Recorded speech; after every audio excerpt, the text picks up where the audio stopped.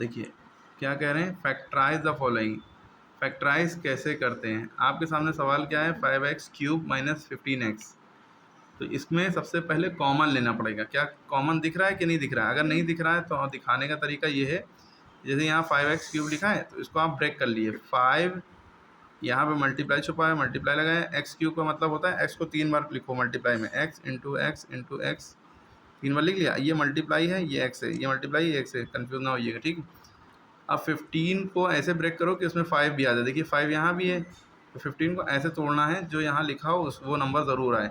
15 को 3 5 15, 5 3 15, और कोई टेबल में नहीं आता है, तो 5 3 15 में तोड़ लिया हमने, चाहे 3 5 15 में तोड़ लिया। देखिए 5 आ गया, और यहाँ x है वो भी मल्टीप्लाई में लिख लिया। अब देखिए दोनों में क्या एक जैसा दिख रहा है, ये 5 यहाँ भी है, 5 यहाँ भी है, माइनस से पहले और माइनस के बाद, ठीक है।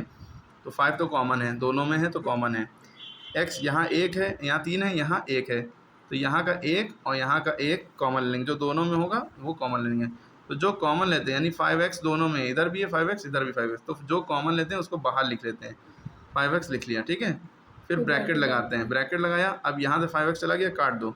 यहाँ क्या हो जाए, x into x, x into x का मतलब होता है x² है ना।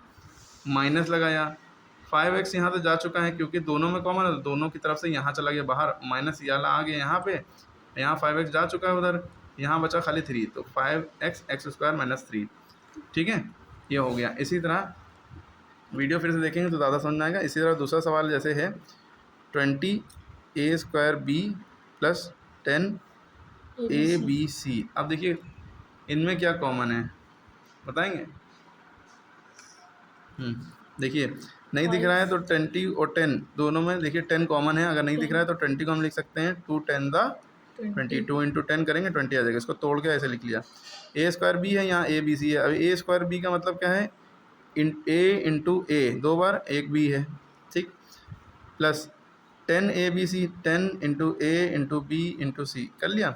अब देखिए दोनों में क्या कॉमन दिख रहा है, 10 इधर भी है प्लस के पहले और प्लस के बाद 10 इधर भी है, तो 10 तो कॉमन है, पहले लिख लिया।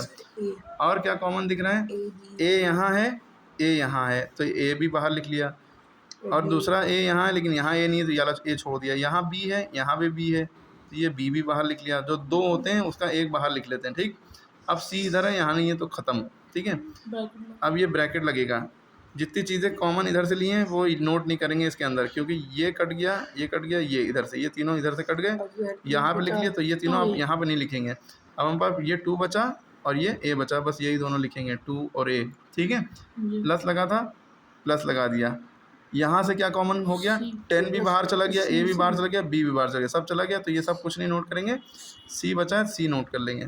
कॉमन जब भी लेते हैं जब यहाँ पे प्लस या माइनस बीच में लगाओ, प्लस के इधर वाला देखते हैं और प्लस के इधर वाला देखते हैं। माइनस होता है तो माइनस के इधर वाला, इधर वाला। मल्टीप्लाई लगाओ तो तब कॉमन नहीं लेते हैं, ठीक है, प्लस और माइनस में ही कॉमन लेते हैं। तो आपको समझ में आ गया। इसके बाद ये आखिरी ये सारे सवाल करके दिखाइए अब आप, देखिए आप कर पा रहे हैं, ठीक है। अगर कर ले रहे हैं तो बहुत अच्छा है, आप कर लेंगे, ठीक है।